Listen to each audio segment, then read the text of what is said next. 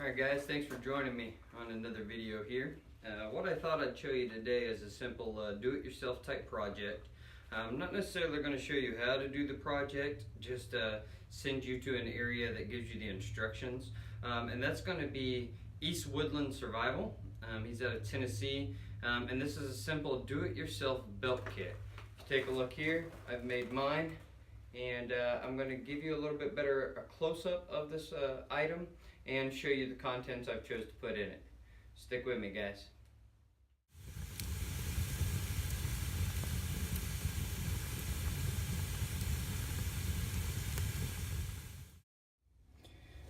Alright guys, so wanted to give you a close-up of my belt kit, but also wanted to just say that in most cases, when you're going out into the woods, most of us in the bushcraft survival type community carry a belt knife.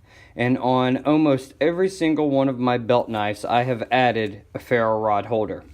So this is something that I just always carry. Now, it's not always this one. This is an old timer, nothing overly expensive, full tang construction, about a 3.5, 3.25 blade. I'll go ahead and show it to you.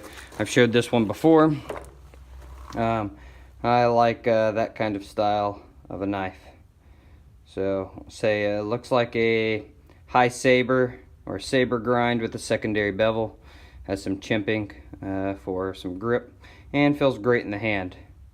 So but this nylon sheath it came with, I took a piece of leather, wrapped it around the width of the ferro rod, and sewed and super glued it onto the sheath.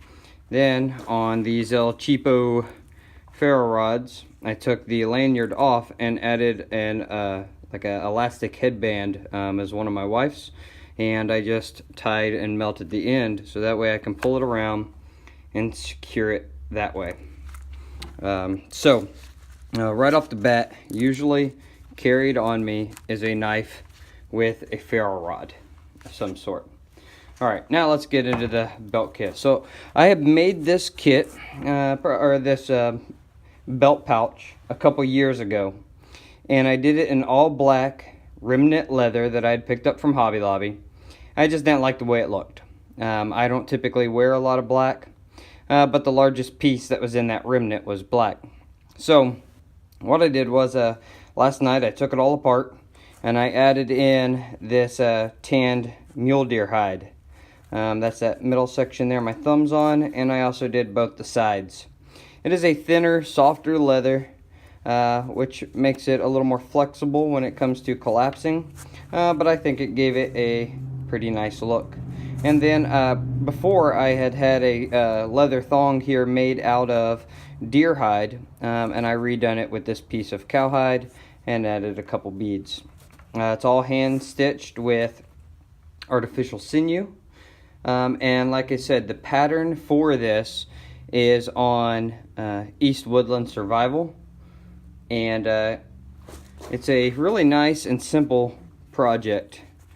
There's your belt loop there on the back,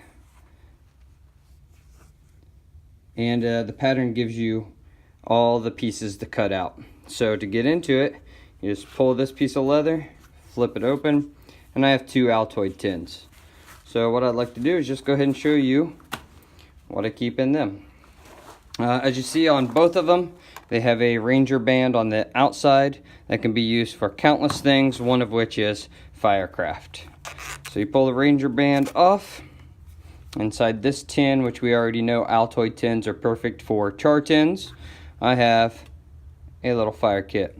Here's a piece of fat wood from Mr. Outdoorsy, black and white fire starter kits.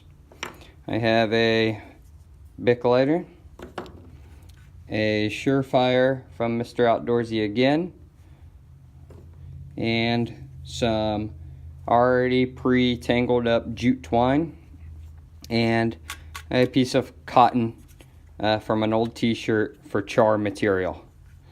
So all in all, I got Surefire, and I've already got the makings of a bird nest, and I got char for that second fire mentality. So inside here, I could say that's a little surefire kit. All right, let me get this Ranger band back on and we'll check out the next one. All right, and the next Altoid 10, another Ranger band. Inside here, I have a little bit more of a variety. I have this Friendly Swede. Friendly Swede. It is a ferro rod and striker, as well as an emergency whistle right here on the end of it. I have a hank of bank line. I think that's about 25 foot or so, probably a little less, maybe 20 foot. And then I went ahead and threw in all those gigs and spear tips that I got from Alpha Outpost.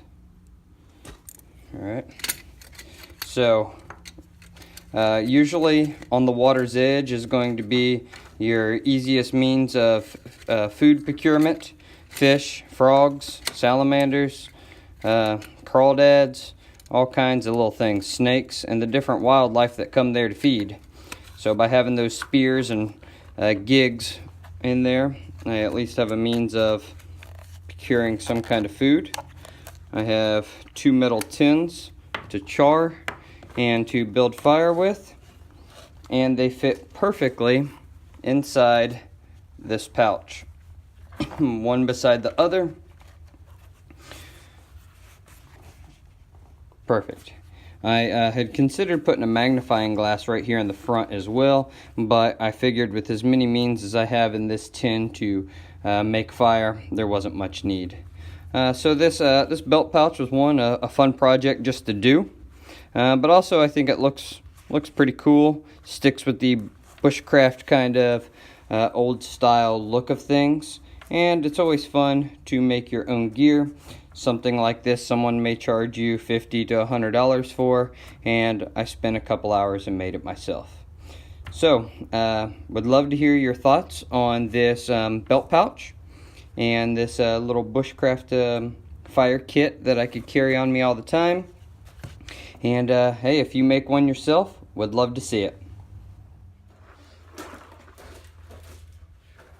Alright guys, just wanted to thank you again for joining me on this one to show you this belt pouch that I spent a little time making. Kind of a unique piece. I made it myself, and that's what makes it fun. You know, that's the whole part of being an outdoorsman bushcrafter, is making your own gear and making usable, good quality gear, far less expensive than what it costs you in the store. Again, I'll try to add the link underneath for the instructions on how to build that kit. I'll have to copy it from East Woodland Survival. I'll try to put that in the description box for you. And yeah, I'd love to hear your comments. Again, thanks for all your subscriptions, your supports to my channel.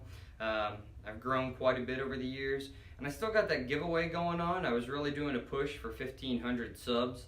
Doesn't look like I'm getting any shout outs or VRs on that, and so I'm not really getting the subs that I would like. So I'm going to bring that number down to 1,250, and I will also do an update and add a couple more cool items in there.